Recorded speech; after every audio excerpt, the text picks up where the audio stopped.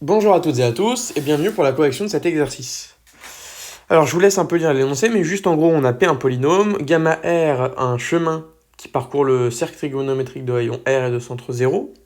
On suppose que P n'a pas de racine de module R, et donc lorsque c'est bien défini, on note IR, l'indice du chemin, P rond gamma par rapport à 0. On veut montrer que IR est constante au voisinage des points où elle est définie. Donc en gros, IR elle va être définie sur tout intervalle où R ne sera pas une racine de notre polynôme. Donc, soit R1 et R2, tel que PR non nul, donc R n'est pas une racine, pour tout R appartenant à R1, voilà, R2, quitte à changer la symétrie, donc voilà, on peut supposer par exemple R1 strictement plus petit que R2. Et on veut montrer que IR est constante sur tout ce chemin. Alors, IR, on se souvient de ce que c'est un indice. D'accord? Et on sait qu'un indice, l'indice d'un point par rapport à un chemin, on sait que ça va être un entier. Donc nous, on veut montrer qu'elle est constante sur R1, R2. Il nous suffit de montrer qu'elle est continue sur R1, R2. Donc, il me suffit de montrer que IR égale, donc sur R1, R2, IR qui vaut 1 sur 2 IPi, l'intégrale de P rond gamma R 1 sur Z, qui vaut donc 1 sur 2 IPi, l'intégrale de 0 à 2pi, de P rond gamma R, donc gamma R c'est EIθ, EI-REIθ, up prime divisé par P de REIθ, dθ égale 1 sur 2 pi, l'intégrale entre 0 et 2pi de P' de REIθ divisé par P de REIθ, RI, EIθ, dθ. Voilà, il nous suffit de montrer que cette fonction-là est continue. Mais par le cours de Lebesgue, l'intégrale de Lebesgue, il nous suffit de vérifier 3 critères. Alors, la fonction qui à R associe P' de R EIθ divisé par P de R EIθ I R EIθ. Cette fonction-là, elle est continue. Elle est continue pour presque tout état.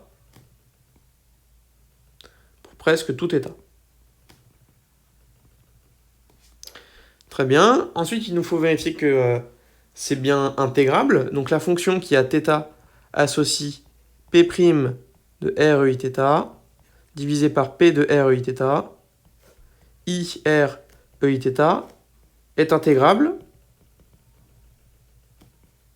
Intégrable pour tout R.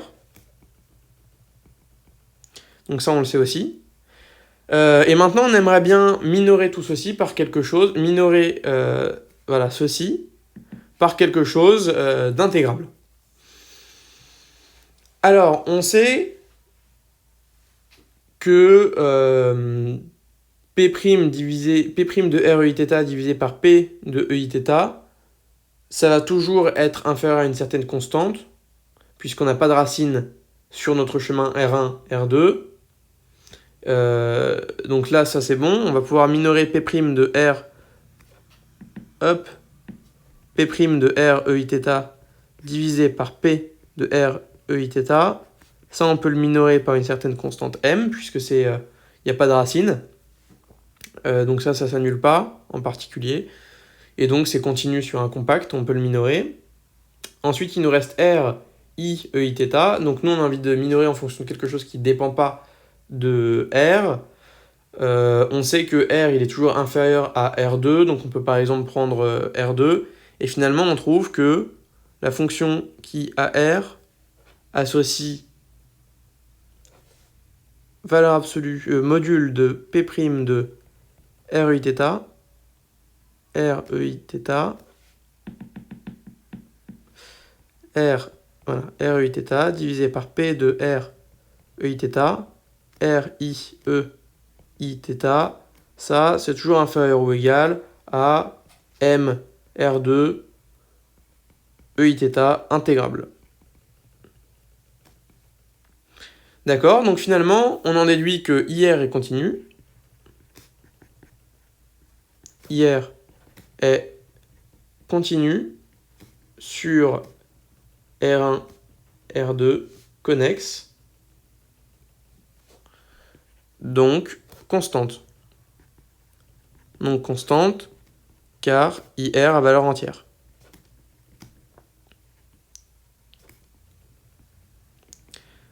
Très bien.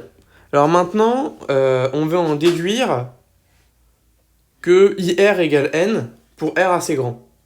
Alors l'idée c'est quoi? L'idée c'est donc notre polynôme P, il appartient à Cn de x, Cn crochet x. Donc en particulier, il a au maximum n racines, et on sait qu'à partir d'un moment, il aura plus de racines. Si on a R assez grand. Et donc on sait que notre polynôme, il sera en fait constant.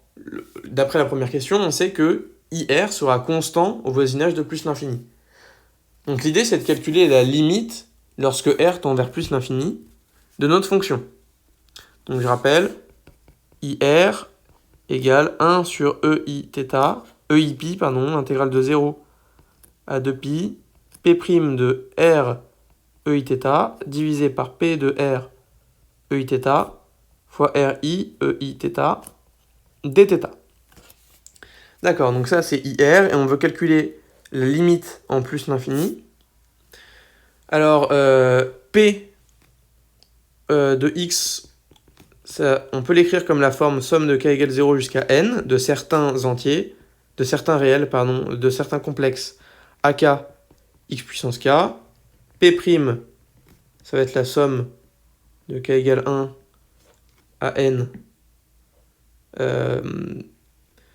des ak fois k x puissance k moins 1.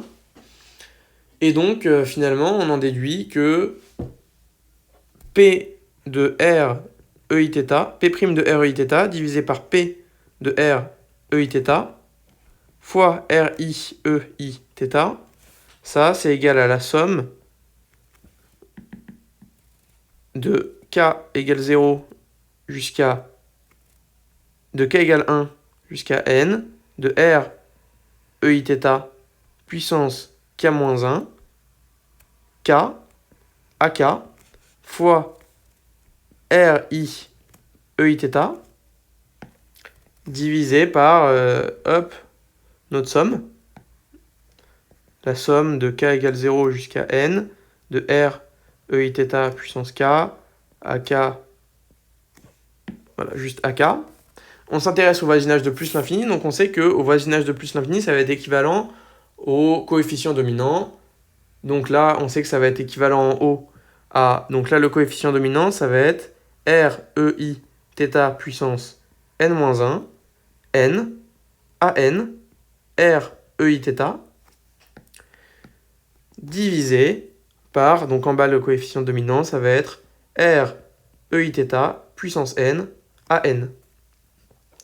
Donc finalement, on en déduit que P' de R, E, I, θ divisé par P de R, E, I, θ, RI EIθ est équivalent à, donc, il nous reste n, et le reste se simplifie.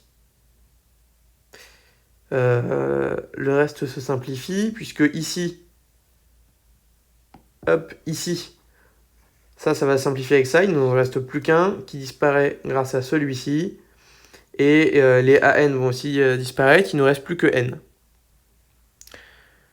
Et donc, grâce à tous ces éléments-là, on en déduit que il y avait également un i que j'ai oublié ici, donc équivalent à plutôt ni. Et donc, finalement, on en déduit que IR égale 1 sur 2ip, intégrale de 0 à 2pi, de P' de R EIθ, divisé par P de R EIθ, RI EIθ dθ. Et au voisinage de plus l'infini, donc quand R, là c'est bien quand R tend vers plus l'infini,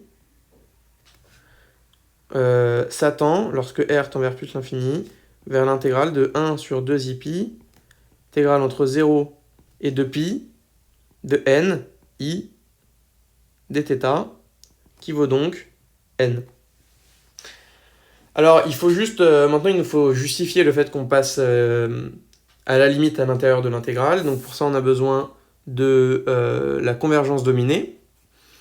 Alors, je vous laisse le montrer en utilisant la convergence dominée. On a besoin donc de dire que cet élément-là est toujours inférieur à quelque chose d'intégrable et que ça tend presque partout. Donc ça, c'est ce qu'on vient de faire. Ça tend presque partout vers ni. Il ne vous reste plus qu'à trouver quelque chose d'intégrable qui majore cet élément-là. Alors, troisième question. On veut montrer que P possède forcément une racine. Donc on va le faire par l'absurde. On suppose... supposons que P ne possède pas de racine. Ne possède pas de racine. Voilà, pardon, j'ai oublié de finaliser juste une petite phrase pour finaliser ce qu'on a calculé ici. Donc, IR égale N pour R assez grand,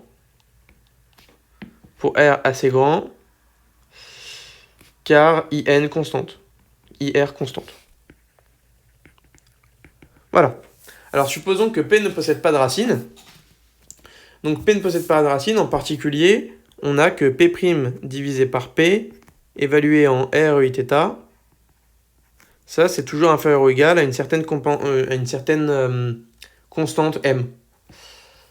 D'accord, donc P ne possède pas de racine, d'accord. Quelle va être l'idée ici? L'idée, c'est donc de dire que IR est constante partout. Pourquoi? Puisque IR est constante sur les intervalles où elle n'a pas de racine. Donc en particulier, si P n'a pas de racine, IR va être égal à N pour tout R. Donc pour tout R strictement positif, on a IR est égal à N. Et maintenant, l'idée, c'est de se rapprocher assez de 0 pour obtenir une contradiction. Puisque l'intégrale entre 0 et 2pi, 1 sur 2i pi, intégrale entre 0 et 2pi, de P' de R EIθ divisé par P de R EIθ fois RI EIθ dθ. Là, quand on fait tendre R vers 0, donc là, on a dit que c'était inférieur à une certaine constante M, et là, quand on fait tendre R vers 0, on trouve quelque chose qui ne nous va pas puisqu'on tend vers 0. Donc ça, c'est l'idée, c'est de dire que ça, c'est inférieur ou égal à 1 sur 2i pi. Le module de tout ceci, il est inférieur au module de ce qu'il y a à l'intérieur, donc 1 sur 2i pi, M, R, EIθ, dθ. Finalement, c'est inférieur à une certaine constante C fois R, qui tend vers 0 lorsque R tend vers 0. Donc, IR n'est pas constante. IR n'est pas constante. Pourquoi n'est pas constante égale à N. Et donc, on arrive à une contradiction avec l'hypothèse que P n'est pas de racine et que donc IR est toujours égal à N. Il faut, voilà, c'est à peu près tout pour cet exercice. Il est assez intéressant. Il y a d'autres méthodes pour montrer que P n'a pas de racine, en utilisant par exemple les critères de théorème de Liouville que vous verrez plus tard, ou que vous avez peut-être déjà vu.